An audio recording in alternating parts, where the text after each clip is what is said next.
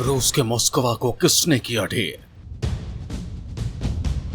बारकटा TB2 drone का है सारा खेल। रशिया ने अजरबैजान से भी नहीं ली सीख। पाकिस्तान के पास भी है बारकटार की तकनीक। भारत के लिए है ये खतरे की घंटी। यूएस से भी रद्द हो चुकी है ड्रोन की डील। युद्ध हुआ तो भारत कैसे करेगा डील? रूस यूक्रेन युद्ध के बीच चल रही जंग में एक ऐसे हथियार का नाम सामने आया है जिसने दुनिया को हिलाकर रख दिया है। रूस की बर्बादी की पटकथा लिखने में इस हथियार का अहम रोल है। हाल ही में रूस के मॉस्को को भी इसने ही अपना निशाना बनाया था। मॉस्को क्रूजर की तबाही के रूप में रूस को ऐसा जख्म मिला है जिसे वो ताउम्र नहीं भूल पाएगा। लेकिन इस बर्बादी का कारण कहीं न कहीं रूस की चूक भी है। अगर रूस ने अजरबैजान युद्ध से कुछ सबक लिया होता तो शायद उसे ये दिन देखना नहीं पड़ता, लेकिन रूस की ये चूक आज उसे भारी पड़ रही है।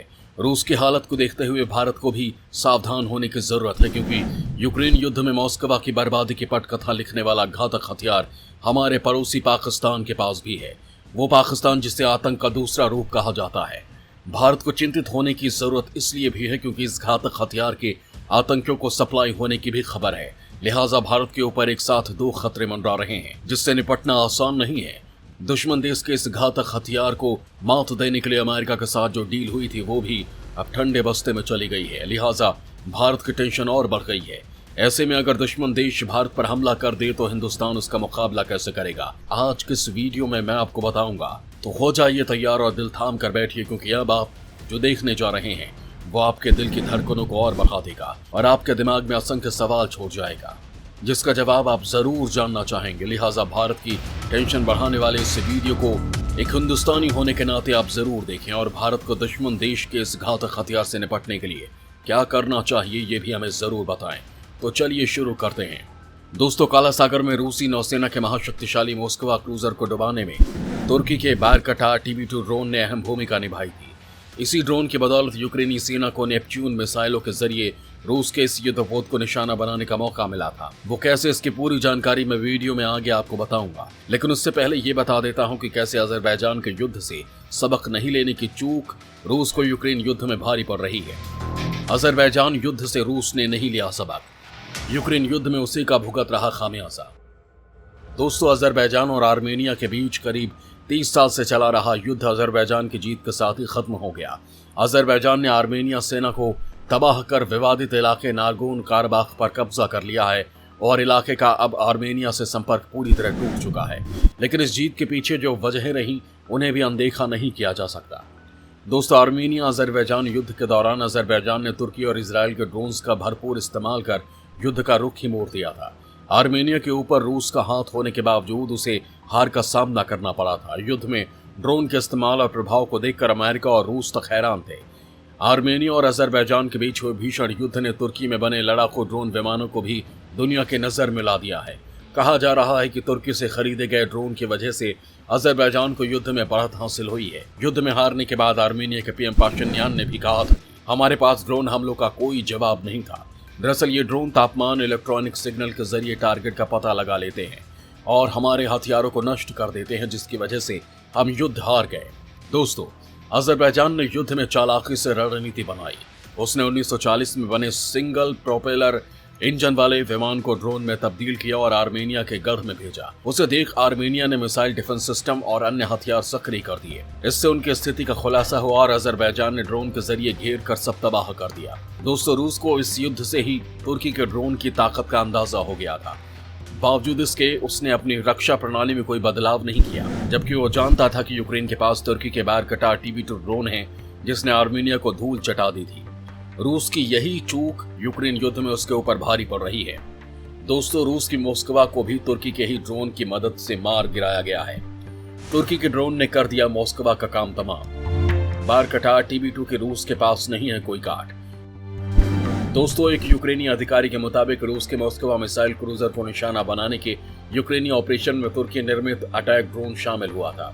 रूसी अर्धसैनिक संगठन वैगनर ग्रुप ने बताया कि TB2 ड्रोन की मदद से मॉस्को युद्धपोत के एयर डिफेंस सिस्टम को उलझा कर रखा गया। इस दौरान समुद्र की सतह के बिल्कुल नजदीक उड़ते हुए नेपच्यून मिसाइलों ने युद्धपोत को हिट किया, विश्लेषकों ने यह भी बताया कि TB2 ड्रोन का इस्तेमाल काला सागर में रूसी क्रूजर मॉस्कोवा के सटीक स्थान का पता लगाने के लिए भी किया गया था। इस कारण मिसाइलों ने बेहद एक्यूरेसी के साथ युद्धपोत पर हमला किया। दोस्तों बता दूं कि यूक्रेन ने तुर्की से करीब 100 की संख्या में बारकटार TB2 ड्रोन की खरीद की थी। ये ड्रोन पहली बार सुर्खियों में तब आया जब उसने पूर्वी यूक्रेन में रूस समर्थित अलगाववादियों को निशाना बनाया। उसके बाद इस ड्रोन के जरिए यूक्रेनी सेना ने कई बार रूसी सैन्य काफिले को निशाना बनाया है। यूक्रेन ने इस ड्रोन के जरिए रूसी एंटी एयरक्राफ्ट सिस्टम को नष्ट करने का एक वीडियो भी जारी किया था। इसके अलावा रूसी टैंक, आर्म्ड व्हीकल और ट्रकों पर भी इस ड्रोन के जरिए हमले किए गए हैं, जिसके बाद से रूस यूक्रेन युद्ध में तुर्की का बारकटार TB2 ड्रोन प्रमुख हथियार बनकर उभरा है। दोस्तों यहाँ आपको इस ड्रोन की कुछ खासियत भी बता देता हूँ। TB2 ड्रोन को तुर्की की कंपनी बारकटार डिफेंस बनाती है।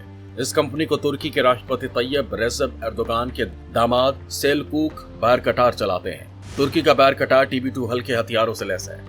इसमें 4 लेजर गाइडेड मिसाइलें लगाई जा सकती हैं। इस ड्रोन को रेडियो गाइडेड होने के कारण 320 किलोमीटर के रेंज में ऑपरेट किया जा सकता है। ये ड्रोन 150 किलोग्राम के हथियारों के साथ उड़ान भरने में सक्षम है। TB2 ड्रोन एक बार उड़ान भरने के बाद 27 घंटे तक हवा में मंडरा सकता है।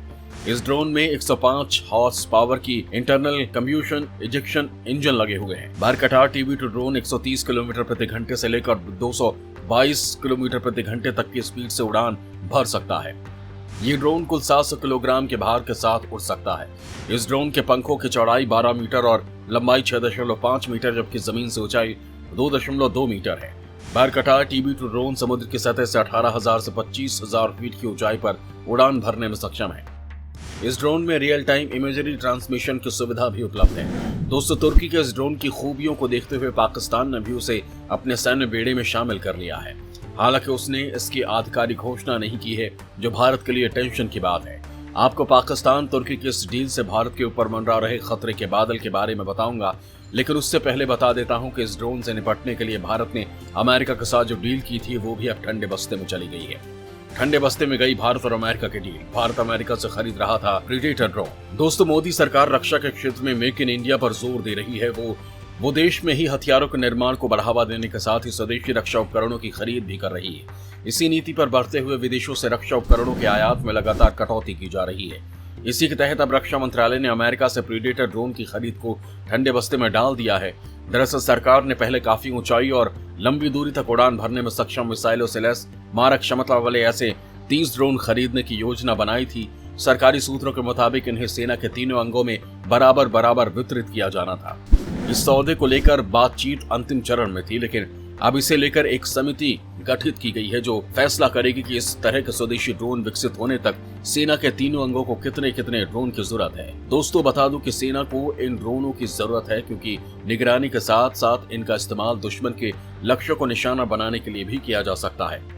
सरकार का मानना है कि जब तक देश में इस तरह के उपकरणों का विकास नहीं किया जाता, तब तक तीनों सेनाओं की जरूरतों को पूरा करने के लिए इस ड्रोन की खरीद की जानी चाहिए। दोस्तों बता दूं कि भारत इस समय 2 प्रीडेटर ड्रोन का इस्तेमाल कर रहा है, जो एक अमेरिकी कंपनी से लीज पर ली गई है। ये ड्रोन हिंद महासागर क्षेत्र में गतिविधियों पर नजर रखने में भारतीय नौसेना की मदद कर रहे हैं। दोस्तों अब सवाल ये उठता है कि जब भारत के पास ऐसा कोई आधुनिक ड्रोन है ही नहीं और उसने अमेरिका से भी हुई डील को ठंडे बस्ते में डाल दिया है, तो वो पाकिस्तान का मुकाबला कैसे करेगा जिसके पास तुर्की का घातक ड्रोन है। पाकिस्तान के पास है तुर्की का घातक ड्रोन। युद्ध हुआ तो भारत कैसे करेगा मुकाबला। दोस्तों भारत के खिलाफ अपनी सैन्य ताकत को पाकिस्तान लगातार बढ़ा रहा है। कुछ महीने पहले ही पाकिस्तान ने अपनी वायुसेना में चीन में बने J-10C लड़ाकू विमान को शामिल किया है। इसी दौरान खुलासा हुआ कि पाकिस्तान के पास तुर्की में बना हुआ बारकटार TB2 ड्रोन भी मौजूद है। इसके अलावा भी तुर्की के 2 ड्रोन पाकिस्तानी वायुसेना में पहले से ही शामिल हैं। इसी ड्रोन ने यूक्रेन युद्ध में रूसी सेना को कई गहरे जख्म दिए हैं। नागोर्नो काराबाख युद्ध के दौरान भी अजरबैजान ने इसी ड्रोन की मदद से आर्मेनियाई सेना की कमर तोड़ दी थी। ऐसे में पाकिस्तान के पास इस ड्रोन की मौजूदगी भारत के लिए अच्छा संकेत नहीं है, या यूं कहें कि ये भारत के लिए खतरे की घंटी है। दोस्तों भारत को चिंता करने की जरूरत इसलिए भी है क्योंकि खबर ऐसी भी है कि पाकिस्तान इन ड्रोन्स की एक खेप आतंकियों को भी दे रहा है, जिससे वो भारत में आतंक फैला सके। अगर ये सच है तो भारत को तत्काल इसका कोई न कोई तोड़ खोज लेना चाहिए, नहीं तो आने वाले वक्त में ये भारत के लिए बड़ा खतरा बन सकता है। जय हिंद, जय भारत।